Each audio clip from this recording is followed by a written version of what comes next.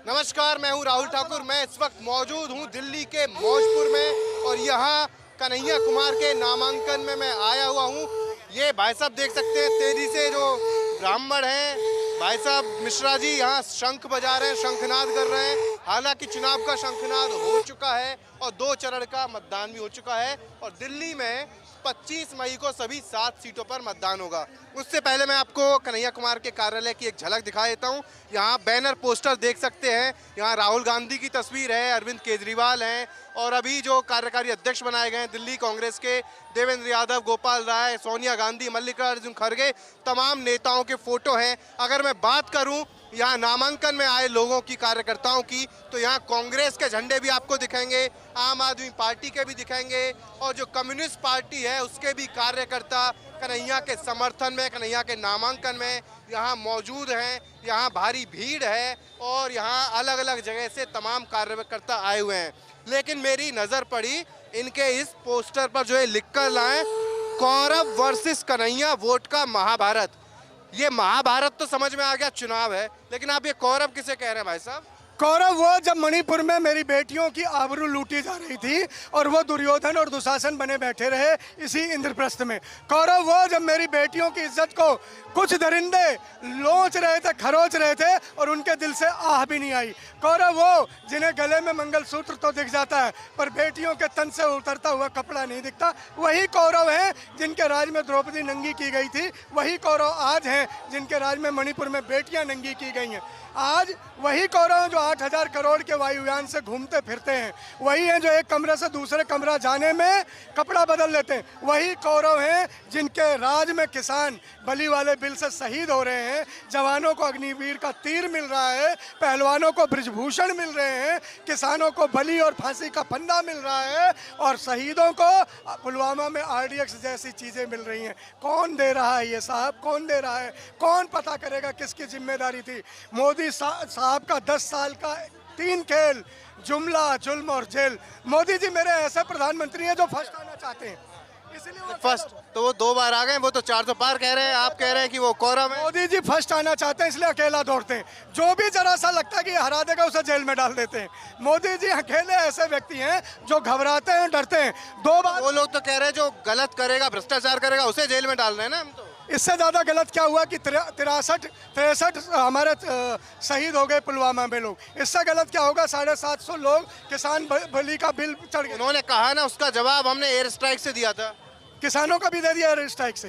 किसानों के लाकर जिसे वापिस ही करना था, 750 बहनों के मंगलसूत्र क्यों छीन लिए, ये मोदी जी को बताना होगा। पुलवामा में RDX कहां से आया जिससे शहीद हो गए जवान, ये मोदी जी को बताना होगा। मोदी जी को बताना होगा बृजभूषण उनके आभूषण क्यों हैं। आप जिन्हें पांडव बता रहे हैं, मोदी जी ये कहते हैं उनका ही पाकिस्तान कनेक्शन है। इधर कांग्रेस रो रही है, उधर पाकिस्तान मर रहा है, इधर कांग्रेस मर रही है, उधर पाकिस्तान रो रहा है। पाकिस्तान तारीफ कर रहा है, पाकिस्तान से इनके संबंध हैं, ये पाकिस्तान के समर्थक हैं। अब आपने बोला ना मोदी जी ने कितनी बार पाकिस्तान बोला। आपके सवाल में ये पता चला कि मोदी जी ने कितनी बार पाकिस्तान बोला। जब मोदी जी को पाकिस्तान से इतना ही प्यार है तो मोदी जी हमसे वोट क्यों मांग रहे? पाकिस्तान से मांग ले। वो भारत माता की जय भाषण में 2 बार बोलते हैं। एक भाषण शुरू करते हैं और एक भाषण खत्म करते हैं और बीच में क्या बोलते हैं? राहुल राहुल राहुल राहुल राहुल राहुल राहुल गांधी, राहुल गांधी, राहुल गांधी। राहुल के नाम की माला जपते हैं मोदी पूरे भाषण में। इतना डरते, इतना कांपते, इतना थरथराते। अरे साहब, वो आप कह रहे हैं माला जपते हैं, वो कह रहे हैं कि शहजादे हैं, कुछ नहीं सब बांट देंगे दूसरे धर्म को। सही कह रहे हैं। वो जो राज दिलों पे करता है वो शहजादा होता है, बाकी तो प्यादे होते हैं साहब। प्यादे बदलते जाते हैं, शहजादे सदा रहते हैं। राहुल कहते हैं ना, नाम दिलों में होना चाहिए, पन्नों पर एतबार नहीं। बन बन घूम के राहुल जन जन को जोड़ रहे हैं। आज का राम राहुल है नाम। राहुल न्याय के देवता है आज की डेट में। राहुल, आप प्यादे की बात कर रहे हैं, राहुल के ही एक प्यादे हैं, आपने नाम सुना होगा, महाराष्ट्र में नेता विपक्ष हैं। वो कह रहे हैं कि ये जो कसाब था ना, जब कसाब ने आतंकी हमला किया था तो जो ATS प्रमुख थे वो जो कसाब की गोली से नहीं, करकरे साहब कसाब की गोली से नहीं, RSS के गोली से मरे हैं, RSS के पुलिसकर्मियों की गोली से मरे हैं। तो आप बीजेपी कह रही है आतंकवादियों का समर्थन चाहिए, ये जांच होना चाहिए। अगर आपके नेता इस सवाल क्यों खड़े? नाथूराम गोडसे कौन था जिसने महात्मा गांधी की बलि ले ली? कौन था वो? RSS का तो चरित्र ही ऐसा। पहला आतंकवादी कौन था जिसने महात्मा को मारा? कौन था बता दीजिए, कौन थे साध्वी प्रज्ञा, किसको किस बात की यातना मिली, उसे सांसद बनाया। इनका तो चरित्र ही दागदार है साहब, इसमें कोई नई बात नहीं है। अगर किसी ने, वो ये कह रहे हैं आप नामदार हैं, वो कामदार हैं। मैं कामदार क्या है, इतनी लंबी जुबान हो गई है मोदी की कि जुबान लंबी काम बोने, अब उनका काम नहीं कारनामा बोल रहा है। मोदी जी गिना दे 10 काम, जिस क्या कारनामे हैं आप बताइए। बता दीजिए ना साहब। वो तो आपके तमाम कारनामे गिनाते हैं, आप बताइए। मैं गिना रहा हूँ, पहलवानों को ब्रजभूषण दे दिया, जवानों को अग्निवीर का तीर दे दिया, किसानों को फांसी का फंदा दे दिया। वो तो ये कहते हैं भ्रष्टाचारियों को जेल में डाल दिया, गलत कर रहे तो उन्हें सजा दे दी, अगले 5 साल भी और करता रहूंगा। जब मोदी फंसता है तो ये लोग ऐसे ही सवाल बदल देते हैं। ये मोदी मोदी जपना है, अगर मीडिया में रहना, ये वही लोग हैं, इनकी मजबूरी, इनकी नौकरी चली जाएगी। ये नौकरी नहीं, सुन लीजिए, मोदी ने जवानों को क्या दिया। सवाल दोनों तरफ से उठने चाहिए, सवाल होगा ना, तभी जवाब लो ना भैया। आप जवाब बताइए। पूरा जवाब लो। मेरा जवाब संतुलित है कि जब जवानों ने नौकरी मांगी, अग्निवीर का तीर दे दिया, किसानों ने एमएसपी मांगी, फांसी का फंदा दे दिया, बहनों ने इज्जत की बात मांगी, ब्रजभूषण दे दिया। बहनों की इज्जत लूटी जा रही थी, उनके अंग के वस्त्र नहीं दिखे, गले में मंगलसूत्र दिखा। आंगन में गरीब बोल रहा है मुझे खाने को दे दो, गरीब की भैंस दिख रही है। मोदी जी आप 80 करोड़ लोगों को दे तो रहे। देखिए देश कितना गरीब बना दिया। जिस नौजवान को, आप जैसे नौजवान को कमा के रोज 50 किलो राशन खरीदना था, आज वो 5 किलो राशन के लिए कटोरा लिए खड़ा है। कटोरा ही दिया है मोदी ने, हमें मोदी का कटोरा नहीं। अच्छा एक सवाल मान चाहिए। एक सवाल और, जब से रायबरेली से राहुल गांधी ने पर्चा भरा तब से बहुत सवाल खड़े हो रहे हैं कि पहले अमेठी से हारे, वायनाड पहुंच गए, अब वायनाड में डर लगा तो अमेठी वायनाड छोड़ के रायबरेली पहुंच गए। डरो मत, वो कह रहे हैं मोदी जी कि जो राहुल गांधी कहते हैं डरो मत, तो वही भाग रहे हैं। मेरे चाची की मूंछ होती ना, मेरी चाची की मूंछ होती तो मैं उसे चाचा कहता। बीजेपी वालों को तो कुछ कहना ही था। अगर अमेठी से लड़ते तो कहते अमेठी से आगे, भाई बहन लड़ते तो कहते भाई बहन लड़ते। मोदी जी और शाह जी क्यों चाहते हैं स्मृति ईरानी बुरी तरह हार जाए? स्मृति ईरानी के दुश्मन क्यों है मोदी और शाह? बताएं, स्मृति ईरानी से क्या परेशानी है? आज स्मृति ईरानी को हराने के लिए किशोरी लाल शर्मा जी हमारे काफी हैं। 2 लाख वोटों से हरा रहे। जैसे सास भी कभी बहू थी ना, वैसे स्मृति ईरानी भी कभी सांसद थी। ये हो जाएगा इस बार। ये इन्होंने बड़ा कटाक्ष किया, तंज किया। ये मैडम भी आई हुई हैं, आप भी पहले मैडम से ही पूछ लेते हैं, इन्होंने बहुत सवाल कर लिए। ये कह रहे हैं स्मृति ईरानी हारेंगी, वो कह रही है खुद जंग छोड़ के शहजादे भाग गए। नहीं, स्मृति ईरानी जी जरूर हारेंगी। जनता मुद्दों पे चुनाव चाहती है, ना कि हिंदू और मुसलमान पे चाहती है। आप हर आप रैली में देखो, मोदी जी हर बार हर चीज़ कहीं हिंदू मुसलमान पे ही ला के छोड़ रहे हैं। बहुत त्रस्त है जनता। महंगाई इतनी ज़्यादा हो गई है, 400 रुपये का सिलेंडर हम 1200 रुपये में खरीद रहे हैं, 65 रुपये का पेट्रोल हम 100 रुपये में खरीद रहे हैं। बेरोजगारी इतनी ज़्यादा है। अग्निवीर, किसान, महिला, पहलवान सब तो परेशान है। आप बताओ कि किस मुद्दे पे ये चुनाव लड़ रहे हैं? 10 साल में कोई तो खुश होगा। अरे कोई खुश होगा, वो बार फिर वो 2 बार कैसे आ गए, तीसरी बार भी कह रहे 400 पार। आपने एक बात बताओ, आप पहले तय कर लो, 10 साल में कोई खुश होगा? 10 साल रखा है ना, अब 10वां साल का रिजल्ट तो आने दो। अब आते हैं या नहीं आते हैं वो तो देखो। अगर ये इतने निश्चिंत होते ना कि हम 400 पार जा रहे हैं, हम काम किए हैं, तो अपने काम पे वोट मांगते, ना कि ये मंगलसूत्र पे मांगते, ना कि ये भैंस पे मांगते, ना कि ये कि घर पे, गाड़ियों पे, हाँ मुसलमान पे, हिंदू पे इन्होंने ऐसे वोट मांगा है। आप ये बताओ कि ये कैसे चुनाव लड़ेंगे?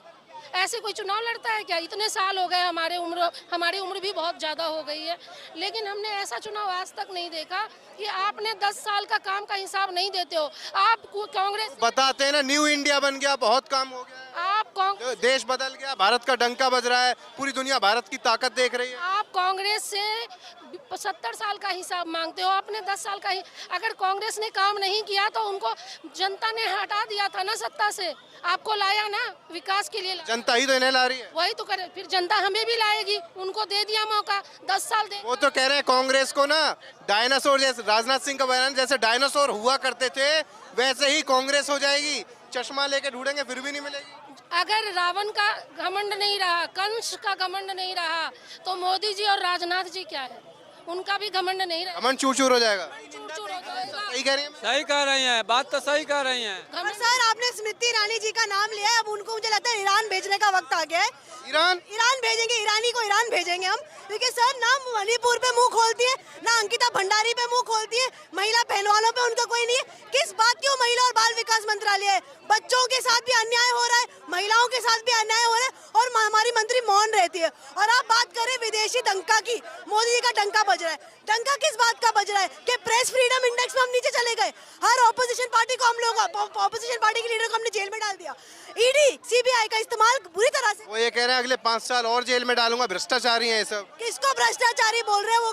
केजरीवाल, हेमंत सोरेन, सबको। अगर अभी केजरीवाल बोले ना मैं बीजेपी में शामिल कर रहा हूँ, इनकी वॉशिंग पाउडर ऊपर से नीचे केजरीवाल को चमका देगी। ये किसको भ्रष्टाचारी बोल रहे हैं? इनको अजीत पवार का भ्रष्टाचार नजर नहीं आ रहा, इनको टीआरएस बीआरएस का वो नजर नहीं आ रहा भ्रष्टाचार। और भ्रष्टाचारी कौन है जो इनके खिलाफ बोलते हैं? सबसे अरे भाई साहब, इलेक्ट्रोल सबसे भ्रष्ट पार्टी है बीजेपी, और सबसे भ्रष्ट प्रधानमंत्री है पीएम मोदी। इलेक्ट्रोल बॉन्ड के घोटाले ने इनकी पोल खोल के रख दी। चंदा लो धंधा दो, धंधा लो चंदा दो। वो ये कह रहे हैं हमारी सरकार थी इसलिए इतनी पारदर्शिता थी, पहले तो कैश में ले लेते थे। सीता कहाँ थी? सुप्रीम कोर्ट के ऑर्डर के बाद ये घोटाला सामने आया। 2017 से चल रहा था और सुप्रीम कोर्ट ने इसको बाहर लाया। चंदा तो कांग्रेस को भी मिला है, बाकी पार्टियों को भी मिला है। कांग्रेस को मिला। आपने जो ये लाया इसको इंट्रांसपेरेंट क्यों रखा? और आपने बताया क्यों नहीं नाम किसने दिए? जिनको इन्होंने कॉन्ट्रैक्ट लिया उनसे चंदा लिया, और जो कंपनी लॉस में चल रहे उनसे करोड़ों का चंदा ले लिया। लॉस में गई कंपनी करोड़ों का चंदा कैसे दे सकती है? तो ये सबसे बड़ा स्कैम था, सबसे बड़ा घोटाला। मोदी जी बोलते कुछ है और दिखता कुछ है। पीएम केयर दूसरा घोटाला है, राफेल तीसरा घोटाला है। ये दुनिया की सबसे बड़ी भ्रष्ट पार्टी है, और PM Modi most corrupt prime minister of the India. आप नोट कर लो क्यों इन्होंने कोई भी वो तो पूरी बीजेपी एनडीए कहती है एक आरोप नहीं लग सकता मोदी पर, भ्रष्टाचारियों को छोड़ूंगा नहीं, बचेंगे नहीं। आप मुझे बताइए कौन सी इन्वेस्टिगेशन इन्होंने कराई? राफेल की इन्वेस्टिगेशन दबा दी, पीएम केयर की इन्वेस्टिगेशन दबा दी, अदानी का 20,000 करोड़ का घोटाला वो दबा दिया, और ये इलेक्ट्रोल बॉन्ड का इसको भी दबाने वाले थे। लेकिन प्रशांत भूषण और एसोसिएशन डेमोक्रेटिक रिफॉर्म्स जो है पीछे लगी रही। आपके सारे घोटाले खुलेंगे आपके जैसे केजरीवाल की आप बात कर रहे हैं, हेमंत सोरेन की बात कर रहे हैं, इन घोटालों की बात कर रहे हैं, ये सब मामले सुप्रीम कोर्ट तक भी गए हैं, लेकिन सब निपट चुके। ये सब कुछ निपट गए, कुछ चल गए, ये सब निकल। आप जो केजरीवाल का घोटाला, केजरीवाल को अभी आपने प्रूफ नहीं किया, लेकिन केजरीवाल का जो रेड्डी है, जो शराब का घोटाला है, उसने 52 करोड़ या 60 करोड़ शरद रेड्डी ने 60 करोड़ बीजेपी को दिए हैं। इन पे तो प्रूफ में है। इलेक्ट्रोल बॉन्ड का जो निकला है डाटा, उसमें बीजेपी को 60 करोड़ गया, तो इनका तो प्रूफ सामने आ गया। ये सबसे बड़े घोटाले वाली पार्टी है, ये तो प्रूफ सामने आ गया। उसका तो अभी केजरीवाल का प्रूफ होना है। सीबीआई इनकी, ईडी इनकी, पुलिस इनका, गृह मंत्री इनका, कोर्ट इनका, तो जांच कौन करेगा? आपको बताता हूँ, देखो बस मोटे मोटे तरीके से बताता हूँ। जीडीपी 9 साल मनमोहन की जीडीपी निकालो, 9 साल इनकी जीडीपी निकालो, एवरेज करके देख लो। मनमोहन की जीडीपी 6.7 थी, इनकी 5.7 आ रही है। तो जीडीपी में उन्होंने बेहतर किया, इसका मतलब उन्होंने रोजगार भी बहुत दिया, इनसे बेहतर दिया। दूसरी बात आप कह रहे हो अनएम्प्लॉयमेंट में 45 साल में मैक्सिमम अनएम्प्लॉयमेंट इनके टाइम में है। 83% आईएलओ की रिपोर्ट है, 83% यूथ अनएम्प्लॉयड है, 83%। तो बेरोजगारी मोदी जी ने 18 घंटे काम करके 45 साल में वो तो कहते हैं पूरा डंका बजा दिया। आज यूथ डिजिटलाइज हो गया इंडिया, सारी डंका बज रहा है, भ्रष्टाचार का डंका बज रहा है, शोषण का डंका बज रहा है, अन्याय का डंका बज रहा है, महिलाओं के अत्याचार पे डंका बज रहा है, ये डंका बज रहा है। दूसरी बात मैं आपको ये कहना चाह रहा हूँ कि लोकतंत्र खतरे में। आपको किस बात का डर था? आपने चीफ जस्टिस को बाहर कर दिया। जो चुनाव को नियुक्त करती जो समिति, उसमें से आपने चीफ जस्टिस को बाहर क्यों किया? आपको डर था ना। आपने अपने अब वहाँ अमित शाह को ले लिया और मोदी जी चुनाव एक उसमें नेता विपक्ष तो है ही सर। दो तो पार्टी के है ना, उनकी मर्जी चलेगी, एक का क्या चलेगा? तो आपको डर क्या किस बात का था? आप तो कह रहे हैं हमारे को 400 सीट आ रही, तो आपने चीफ जस्टिस को बाहर क्यों किया? दूसरी बात, आपके जो ईवीएम बनाने वाली मशीन है उसमें 4 डायरेक्टर है। तो इस तरीके से आप जो उल्टे सुल्टे काम कर रहे हो, लोकतंत्र को खत्म करना चाह रहे हो, तानाशाही। कुछ तो काम अच्छा लगता है हाँ जी, कुछ तो अच्छा लगता है। अब मैं आपको बताऊं, प्रेस फ्री पब्लिक के पास जाते हैं, बोलते हैं भाई बहुत अच्छे रोड बने हैं। बाकी एक चीज की तारीफ कर सकते हैं कि नितिन गडकरी जी का थोड़ा सा काम अच्छा है रोडों पे, वो ठीक है, प्लस पॉइंट है। बाकी नितिन गडकरी ने काम किया, नितिन गडकरी जी का काम थोड़ा सा अच्छा है, लेकिन बाकी सब जो इन्होंने नोटबंदी किया, नोटबंदी से अर्थव्यवस्था तहस नहस हो गई। ठीक है, 1 करोड़ लोग बेरोजगार हो गए, सारे धंधे बंद हो गए। ठीक है, उससे बेरोजगारी बढ़ गई। और गरीबी बढ़ गई, ठीक है, धंधे खत्म। उसके बाद ये जीएसटी लाए। में सरकार कहती है कुछ कोरोना की वजह से, लॉकडाउन की वजह से साल 2 साल इम्पैक्ट पड़ा था उस चीज का। सर पहले नोटबंदी आई ना, कोरोना तो बाद में आया। नोटबंदी से इन्होंने देश का धज्जियां उड़ाई शुरू कर दी। नोटबंदी के बाद से जीडीपी, लेकिन सरकारी आंकड़े कहते हैं कि जीएसटी में सबसे ज्यादा रिकॉर्ड कलेक्शन इस बार हुआ है। ये देश के राजस्व में ही तो गया होगा। वो टैक्स तो सरकार भगवान के बाद दूसरे नंबर पे आती है। सरकार के पास पावर है, वो किसी भी चीज पर टैक्स लगा सकती है। आप पहले 50 चीजों पे जीएसटी लगता था, आप 200 चीजों पे लगा लो, टैक्स तो बढ़ जाएगा। टैक्स बढ़ने में क्या कोई ये आपने क्या किया, देश को पहले नुकसान कर दिया, अब आपके पास लॉस हो गया। तो आपकी पार्टी तो विरासत टैक्स लगाने की, मोदी जी कह रहे हैं विरासत टैक्स लगा देंगे, एक धर्म से। सैम पित्रोदा के बयान पर उन्होंने कहा था। दूसरी चीज मैंने पढ़ा है, मैं आपसे पूछ रहा हूँ, हमें तो दिखा नहीं था, हमने गूगल किया, ढूंढा, हमें मिला नहीं था। देखो सर, वो कांग्रेस का ये कहना है जो अथाह दौलत 22 अरबपति के पास पहुंच गई है, वो दौलत। लेकिन वो आरोप लगाते हैं ना कि संपत्ति लेने के लिए इन्होंने जो लगता था ये टैक्स जो था, इनहेरिटेंस टैक्स, विरासत टैक्स, वो हटा दिया था राजीव गांधी ने। लेकिन अब ये फिर लगाएंगे और आपके जो पुरखों की जो कमाई है उसे छीन लेंगे। आपके 2 घर हैं, एक घर छीन लेंगे, 2 गाड़ी है, एक गाड़ी छीन लेंगे, 2 भैंस है, एक भैंस छीन लेंगे, मंगलसूत्र जेवरात छीन लेंगे, और किसको बांट देंगे? वो झूठ का पुलिंदा है, वो झूठ का पुलिंदा। प्रधानमंत्री पे ये बातें बोलते हुए शोभा नहीं देती है। और कांग्रेस के मैनिफेस्टो में कहीं पे, पहले नाम बताइए। मैं राजवीर शर्मा, बदरपुर विधानसभा से निगम प्रत्याशी था, कांग्रेस से भी मोड़ 1 वार्ड से। आप जिस बात पर चर्चा करना चाहते हैं, टैक्स लेंगे या ये संपत्ति छीन लेंगे, ये अपना गुनाह जो इन्होंने 24 में आने के बाद एक इम्प्लीमेंट कर करके एक बिल पास कर लिया है कैबिनेट में कि संपत्ति जिसपे 200, 500, 1000 गज का प्लॉट है, 50 गज का प्लॉट छोड़ेंगे। ये मोदी जी का एक बिल पास हो चुका है, उसको तुरंत ही लागू करेंगे सत्ता में आने के बाद। देश को आज होश में आने की जरूरत है। 25 गज से ऊपर का किसी पे मकान नहीं छोड़ेंगे, स्लम बना देंगे पूरे भारत को। वो आपको कह रहे हैं कि आप किसी पे घर नहीं, अपना गुनाह बता रहे हैं। वो कांग्रेस का गुनाह नहीं बता रहे, वो अपना गुनाह मंच से कबूल कर रहा है इस बात को नरेंद्र मोदी जी। मैं आप लोग आरक्षण पे सवाल खड़े करते हैं, वो कहते हैं मोदी जी जब तक मैं जिंदा हूँ तब तक आरक्षण में हटाया नहीं जाएगा। मोहन भागवत जी ने बोल दिया, वही बोल दिया। मोदी जी तो आप लोग नहीं है। मोदी जी जिनके चरणों में जाकर के माथा टेकते हैं, मोदी जी जिनके चरणों में जाकर के माथा टेकते हैं, उन भागवत जी ने ये भागवत लिखी है, नहीं आरक्षण खत्म कर दिया जाएगा। तो बताइए मोदी जी कहाँ? उन्होंने भागवत का ही बयान आया था, कोई आरक्षण खत्म नहीं करेगा। कांग्रेस वाले हैं, कभी ये कुछ बोलते हैं तो कभी कुछ बोलते हैं। राहुल गांधी एक ऐसा व्यक्ति है, देश का जननायक नेता है, सच बोलते हैं, ईमानदारी से चलते हैं, निडर होकर के बात करते हैं। अच्छा, आपके यहाँ से जो उम्मीदवार बनाया है कन्हैया कुमार, आपने बहुत अच्छा सवाल। अब सुनिए, सवाल तो अच्छा है, लेकिन ये आए और आपकी पार्टी में ही छोड़े जा रहे हैं लोग, गुटबाजी हो गई, भगदड़ मची हुई है। नहीं है, वो पहले वो बाहर से ही आए थे, बाहर ही चले गए। वो जहाँ से आए थे ना, वो वहीं चले गए। ये भी तो बाहर से आए हैं। कौन? कन्हैया कुमार। नहीं, सीपीआई में थे ना? नहीं, मनोज तिवारी बाहर का है। सीपीआई में थे ना? वो ज्वाइनिंग किए। आप अपना बताएं। नहीं, वो तो ज्वाइनिंग किए हैं। आप लवली जी पे जाना चाहते हैं, लवली जी बीजेपी से आए, बीजेपी में चले गए, मोह था वहाँ। और मैं आज की डेट में इस क्षेत्र को बता देना चाहता हूँ, आप इस क्षेत्र की जो बात करते हैं ना, अभी जीत जाएंगे इस बार कन्हैया कुमार। राजनीति में आने से पहले मनोज तिवारी जी मेरे क्षेत्र में राम सिंह नेताजी के मंच पर डांस करके आए थे। नाचने वाले व्यक्ति, ये कह रहे हैं डांस से वोट ले, वही शोभा देता है। ये बुद्धिजीवी विश्व के प्रतिष्ठित, लेकिन इन पर आरोप लगता है टुकड़े टुकड़े। मेरी सुनिए, विश्व का सबसे बड़ी विश्वविद्यालय से, जवाहरलाल नेहरू विश्वविद्यालय से डॉक्टर कन्हैया कुमार क्षेत्र के बच्चों का भविष्य बनाने के लिए आए हैं, डांस करने के लिए नहीं। बेबी को बियर पिलाने के लिए नहीं आए।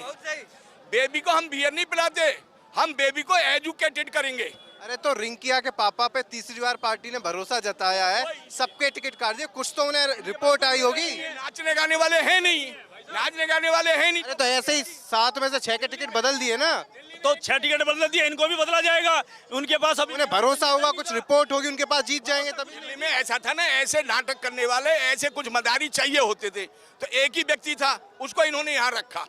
जो कुछ थोड़ा घना कहीं कुछ करने वाले तो उनके टिकट काट दिए होंगे इन्होंने, हमें नहीं पता। क्योंकि मैं तो जहाँ क्षेत्र से आता हूँ, साउथ दिल्ली से, वहाँ पर रमेश कुमार जी को भी नहीं देखा था। मेरे विधायक रामवीर विदुर जी लड़के को बैठा दिया, खुद 5 साल से गायब हैं। तो कैसे यकीन करेगी पब्लिक इन पे?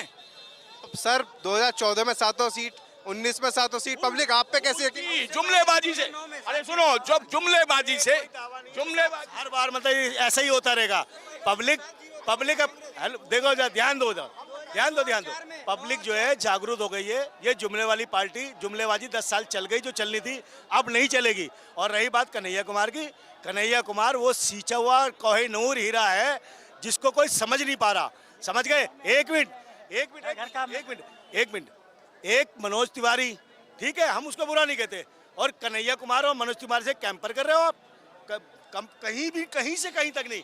एजुकेट इंसान है, पढ़ा लिखा इंसान है, PhD करा हुआ है, समझ गए? गरीब घर से आता है, दाल भात खाता है, समझ गए? 5 स्टार होटलों में नहीं खाना खाता, दाल भात खाता है, प्लास्टिक की चप्पल पहनता है। उसके भाई, उसका बाप सेना में थे, शहीद हुए हैं वो, समझ गए? ये लोग कौन है?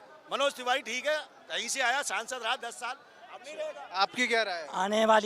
आने वाली 25 मई को दिल्ली की जनता भाजपा को करारा जवाब देगी, जेल का जवाब वोट से देगी। इन्होंने अच्छा, आप आम आदमी पार्टी भी और कांग्रेस भी, कोई बात आप तो गजब ढा दिए। की चीज है, कोई बात नहीं। हमारा जब गठबंधन है पार्टी का, इसी गठबंधन से तो लवली साहब भाग गए, सब भागे जा रहे लवली जी हैं। मैं तो बताया ना आपको, लवली जी वहीं से आए थे, मोह में जहाँ थे ना, मोह में चले गए। अरे ऑल इज वेल गठबंधन में, बिल्कुल ऑल इज वेल। वो जो लोग इस्तीफा दे के गए हैं और असम्बली, वो पहले भी एक बार कांग्रेस छोड़कर भाजपा में चले गए थे, फिर लौट कर आ गए। ऐसा कुछ नहीं है। वो तो ये कह रहे थे किसी ने मुझसे बात ही नहीं की। इतना जाने वाले से कौन बात करेगा? क्यों बात करेगा जाने वाले से? आप इसका मतलब किसी सत्ता के मोह में आए, किसी लालच में आए थे? क्यों आए थे आप भाई? क्यों बात करें आपसे? हम लोग यहाँ किस लिए आए हैं? कोई लोभ है क्या? हम लोग को तो कोई लोभ नहीं है। आप कांग्रेस के समर्थन में आए होंगे? कहाँ से आए? बिल्कुल, हम भी आए हैं, बदरपुर से आए हैं। बदरपुर से आए हैं। यहाँ आम लोगों के बीच में अभी गया था, वो लोग आप कह रहे हैं कन्हैया एक तरफा जीतेंगे, वो लोग कह रहे हैं भाई कन्हैया की जगह किसी और को टिकट दे दिया होता, यहीं के इंसान को तो जीत जाता। ये सबके पास गए। ये वो लोग होते हैं जो कि ये नहीं जीतेगा, वो इसका मतलब वो ये पढ़ा लिखा आदमी नहीं चाह रहा है। ये मतलब वो ये लोग बात कर रहे हैं, इसका मतलब उसको पढ़ा लिखा आदमी नहीं चाहिए। वो लेकिन एक दाग लगा, एक वो दाग की वजह से उस पर ज्यादा सवाल खड़े होते हैं, टुकड़े टुकड़े गैंग, वो जुड़ा हुआ है। हाँ, ये टुकड़े टुकड़े गैंग के हैं, उसके गैंग के हैं, उस टुकड़े गैंग के हैं जिसने पाकिस्तान के 2 टुकड़े किए हैं, ये उसके गैंग के हैं। हम लोग उस गैंग के हैं जो पाकिस्तान जैसे कंट्रियों को 2 टुकड़े किए, उस गैंग के हैं। और देशद्रोहियों को टुकड़े करेंगे, उस गैंग के लोग हैं। शहीदों के गैंग के हैं। कन्हैया कुमार शहीदों के गैंग के हैं। नेतृत्व को मिला के इंडिया बनाया पटेल ने। पटेल अगर नहीं होता, या मोदी जी तो कहते हैं कि कांग्रेस के वक्त में दो विधान 2 निशान होते थे, हमने 370 खत्म किए। देश को आजाद, सुनो आप मेरे को सुनो, हम उस पार्टी के हैं जिसने इस देश को आजाद किया। पटेल, सुभाष, नेहरू और ये सब उस पार्टी से हैं, और जिन्होंने 337 या 70 रियासत को जोड़ के एक भारत बनाया। अगर कांग्रेस नहीं होती तो 370 देश बने होते हैं, आप समझते हैं? और पाकिस्तान को 2 भागों में बांट के दिया। चाइना को 1987 में सबक सिखाया, 1967 में भी सब सबक सिखाया। तो आप बताओ, हमने देश के लिए उनसे इनका क्या क्रेडिट है? इन्होंने क्या किया देश के लिए? तो कहते हैं कि मोदी राज में ऐसा हुआ है कि बम बनाने वाले कटोरा हाथ में आ गया। मोदी का मतलब होता है मैन ऑफ डिस्ट्रक्टिव इंडिया। बहुत सही, ठीक है। कहाँ से ढूंढ के लाए? ढूंढ के आज से नहीं, मैं तो पढ़े। इसका मतलब भी समझाइए आप लोग। भारत का विनाशकारी पुरुष, मैन ऑफ डिस्ट्रक्टिव इंडिया। आप विनाशकारी कह रहे हैं, वो कहते हैं विकास पुरुष हो। हाँ, अब मुझे विकास दिखा दो जरा, विकास कोई बच्चे के नाम। अभी मैं किससे बात कर रहा था, अभी आपसे बात कर रहा था, ये तो तारीफ कर रहे थे काम हाईवे ये सब बढ़िया हुआ। आप भी मैं बता दी, मैं आपसे तो अच्छे लगते होंगे। एक काम अच्छे जरूर लगते हैं, और नितिन गडकरी जी का, उन्होंने रोड के काम अच्छे किए और ईमानदारी से किए। भले उसमें कुछ घोटाले हुए हैं। अच्छा, उसमें भी घोटाले हुए? 15 करोड़ के 15 की रिपोर्ट तो केजरीवाल के लिए भी है। हाँ, सीएजी की रिपोर्ट है। 15 करोड़ से 25 करोड़ रुपए की 1 किलोमीटर की रोड को 250 करोड़ पे गई है। एग्री, ये कैग रिपोर्ट की बात कर रहे हैं सर। कैग रिपोर्ट में ये हुआ था कि जो ये लिकर स्कैम था पूरा, इसमें उसने बताया था राजस्व को नुकसान हुआ है, जबकि केजरीवाल सरकार कह रही थी कि फायदा हुआ है, राजस्व को नुकसान नहीं हुआ। अगर कुछ हुआ है आप इन्वेस्टिगेट कराओ, इन्वेस्टिगेशन एक तरफा नहीं होनी तभी तो 9 समन जाने के बाद आए नहीं केजरीवाल साहब, फिर ईडी को गिरफ्तार कर। देखो आपको अगर करना था तो आप 1 साल से पहले क्या क्या सो रखे थे? आप चुनाव के नहीं, ईडी तो समन भेज रही थी, आपके नेता ही कभी विपासना पे जा रहे थे, कभी प्रचार में जा रहे थे। नहीं, ईडी है वो बीजेपी की ईडी भेजी, बीजेपी की ईडी उसको सम्मान भेज रही थी। बीजेपी के कितने नेताओं पे छापा मारा? ईडी सीबीआई ने बीजेपी के कितने नेताओं पे छापा मारा? आप बताइए। 370 पे मैं बताना चाहता हूँ आपको, 370 हटाई ना सर, सुनिए 370 हटाई, 370 पे ही चुनाव नहीं लड़ रहे वहाँ खुद इनकी हिम्मत नहीं रही कि हम अपने कैंडिडेट उतार दे। ऐसा क्यों लगता है आपको? या इनसे पूछिए कैसा सीन, तो 370 हटाई इन्होंने हमसे क्या मजाक बना दिया। अच्छा अभी कोई मिलेगा तो पूछूंगा। पूछिएगा इनसे, मिलेगा तो पूछूंगा भाई, आप 370 पे। इन्होंने देश का मजाक बना दिया। इस देश को, बड़ा सीरियस देश था, बड़ा आगे बढ़ रहा था, उस देश का इन्होंने मजाक बना दिया है, देश को बर्बाद कर दिया। इनको मणिपुर जाना चाहिए। चलिए ठीक है। फ्रीडम में 140 से 160 पे आ गया प्रेस फ्रीडम में। आपका जो प्रोफेशन है उसमें देश 140 से 160 पे पहुंच गया है, मतलब तानाशाही चरम की तरफ जा रही है और लोगों की आवाजों को दबाया जा रहा है। तो हमारा ये अपील है कि लोकतंत्र बचाना। परेशान होती है, उठा तो रहे। बिल्कुल आए तो है, आवाज उठाइए, अपनी मीडिया की आवाज उठाइएगा, मीडिया को भी आजाद किया जाए। सबकी आवाज उठा रहे हैं।